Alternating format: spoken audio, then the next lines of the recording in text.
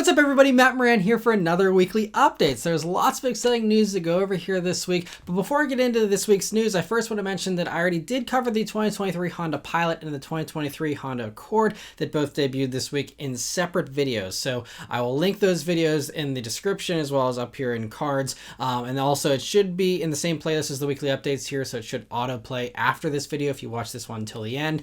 Yeah, so you'll hear all my thoughts on those in those two videos, but interesting changes. The Pilot's great. The Honda Accord definitely has some controversial changes, but let me know what you think about that stuff in the comments below if you haven't seen those already.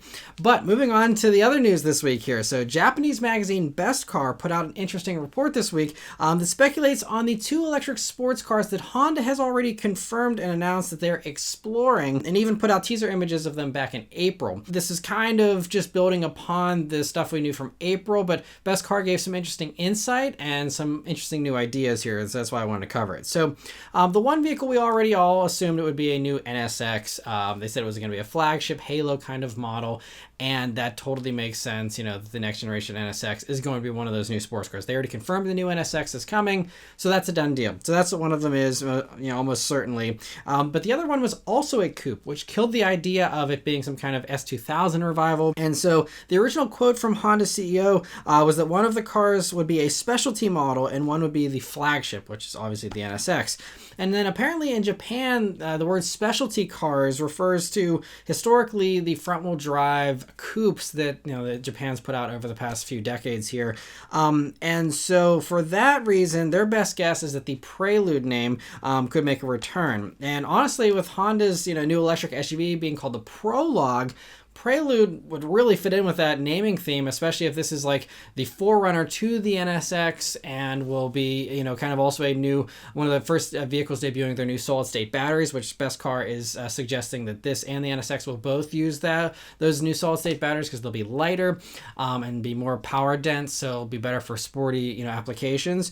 And so, I mean, it's like they set it up perfectly, 30, 40 years ago or whatever by bringing out the Prelude name, because I think that would be a perfect name. So this is a solid guess in my mind. I totally agree that that's probably what they'll end up calling the other coupe, unless they want to do something more generic and new, like the E-Sport or something. I don't know. But, hopefully they will actually just bring back the Prelude name. I think it'd be really cool. So other things that Best Car is adding, in addition to the idea about the solid-state batteries, which they do have pretty solid intel that solid-state batteries should be coming in the late 2020s here from Honda. And so if you're excited about the idea of this electric Prelude, you're going to be waiting a little while because they're suggesting it'll be debuting, and I don't think they cited sources, but they came up with the date of 2028 for its debut. So, we're still basically 5 years away or more from this thing potentially. So, I don't know. I mean, since they were teasing stuff back in April, I mean, obviously they're concept-y and stuff, so we'll see, but I would hope it would come sooner than that, but, we'll have to see. But all that Honda has officially said about these new sports cars is that they will inherit the joy of driving and embody Honda's inalterable sports mindset and distinctive characteristics. So yeah, I'll be curious to see how they translate that to EVs, and but very interesting to see that. Another small fun car that actually has been confirmed to be making a return is the Fiat 500 Abarth. And so, all 500 went away here in America a few years back, but in Europe, they continued to sell the old Abarth alongside the brand new electric 500 that just debuted here about a year or so ago. And so it appears that we'll be getting potentially something here from Fiat new next week, and I'll cover that in a second here. But as far as this new 500 Abarth, it appears that it will also be electric, and so there's a teaser image that Fiat put out officially, but then it also ended up leaking with one image being posted on the Instagram page, Coaches PS1, and so as you can see, it's based on the new electric 500, but again, we don't have any other info on it just yet. Obviously, it will probably have more power. How much more remains to be seen. It'll be electric, so it'll be zippy and probably already be faster than the regular, gas Abarth. But they definitely are going to have a hard time duplicating the fun sound of that old Abarth, though. I love those things. I reviewed one many years ago. Such a fun little car and a great little value, too, especially if you're, a little more okay with, reliability that isn't, Toyota solid. I think they're really cool little cars. And I'm really excited for this, and I hope so. Getting back to the whole idea about them bringing something here to the States,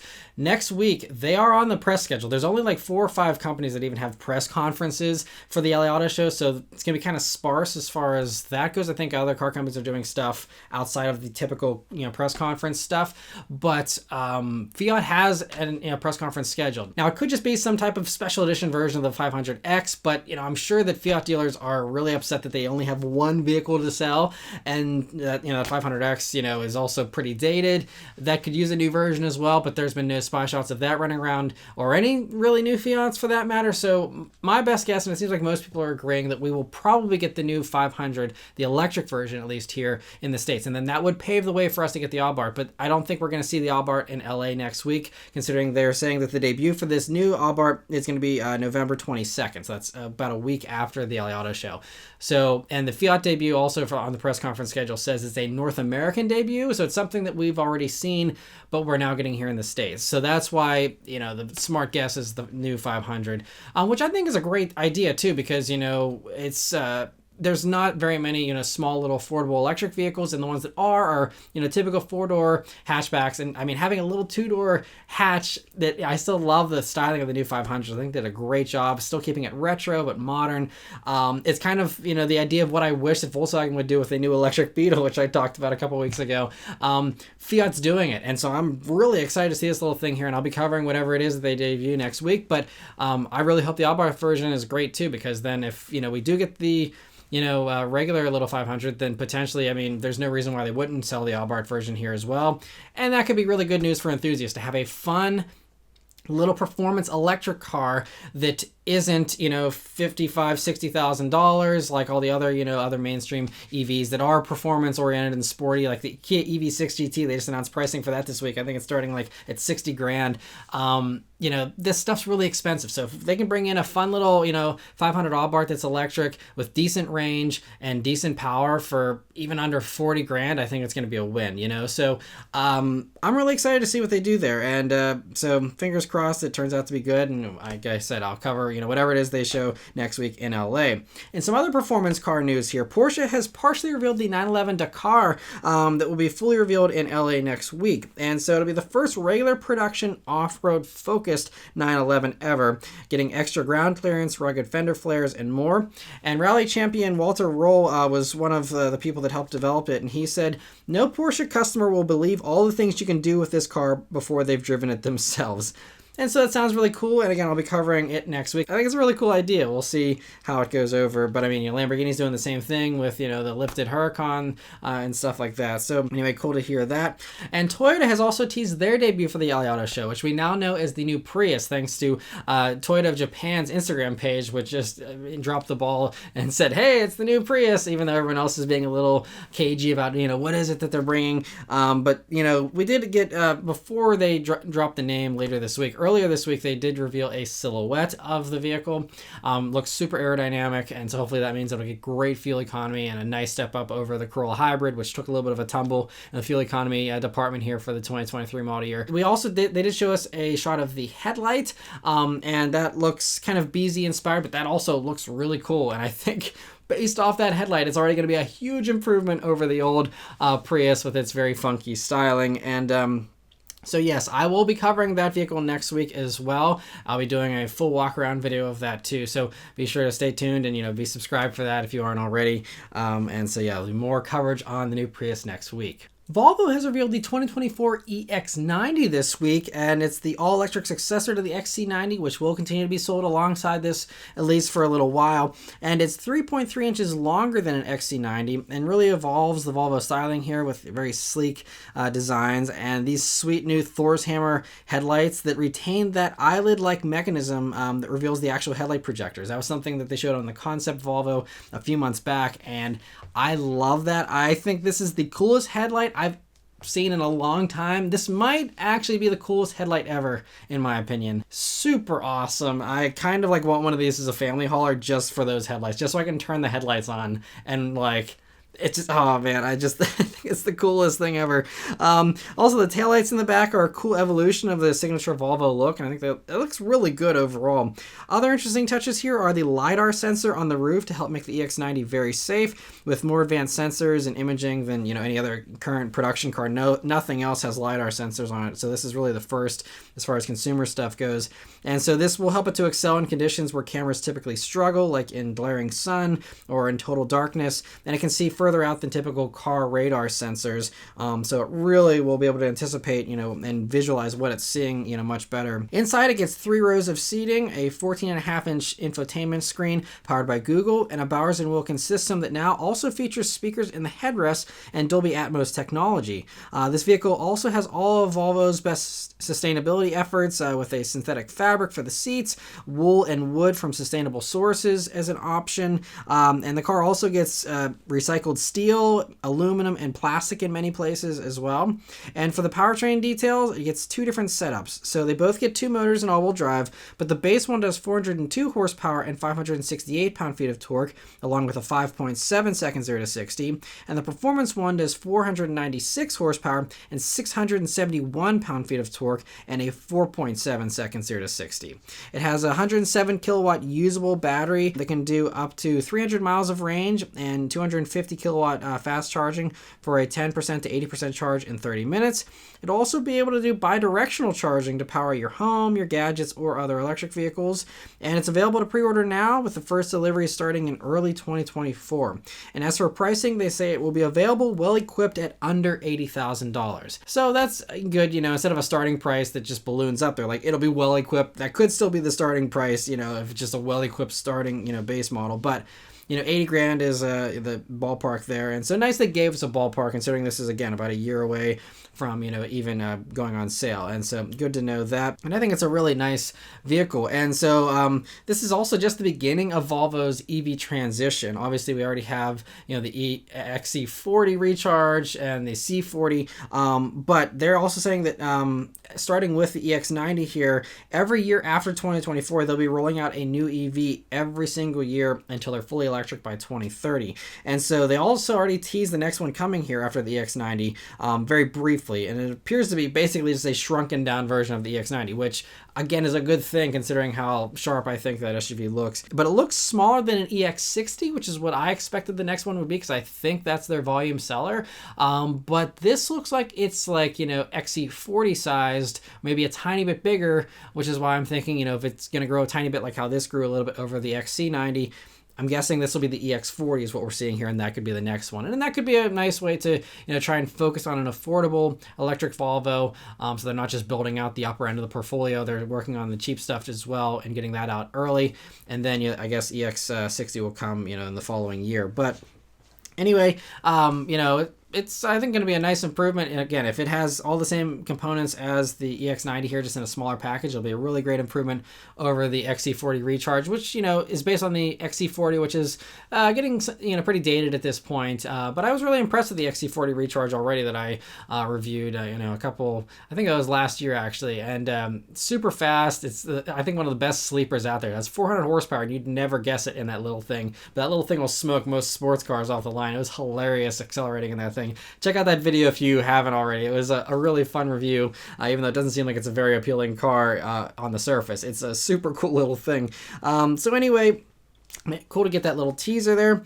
Audi this week has revealed the Q8 E-Tron for the 2024 model year. And so it is just basically a refreshed version of the SUV that was previously known as just the E-Tron. But, it's very confusing with all the Audi naming stuff, and everything has to have the E-Tron name, so they can't just have one called E-Tron, because it's like, okay, where does that fit in the lineup? So this brings clarity as far as where this fits in the lineup, which is basically at the top, which is interesting because it's not huge. So it's kind of surprising they gave this the Q8 name, because I believe a regular Q8 is bigger than this. I could be wrong, but anyway, to go along with the new name here, it gets some styling changes that do improve the drag coefficient and aerodynamics, as well as some nice battery improvements here. So the battery pack goes from a 95 kilowatt hour pack to 114 kilowatt hours, thanks to a new stacking method that allowed them to fit more batteries in the same amount of space as before.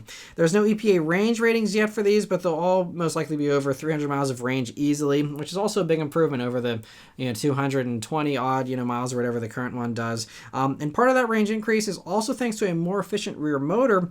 And so even though the regular and the S versions do the same power numbers as the old car, those motors are more efficient. So when you use that power, you'll lose less range and be able to actually use that power with less power penalties as far as the battery pack goes than before. So a good step in the right direction as well, making these things more efficient so you can actually, use that power without draining the battery immediately. And when you do drain the battery, though, it'll also charge a little faster now, going from 150 kilowatt charging to 170 kilowatt peak charging.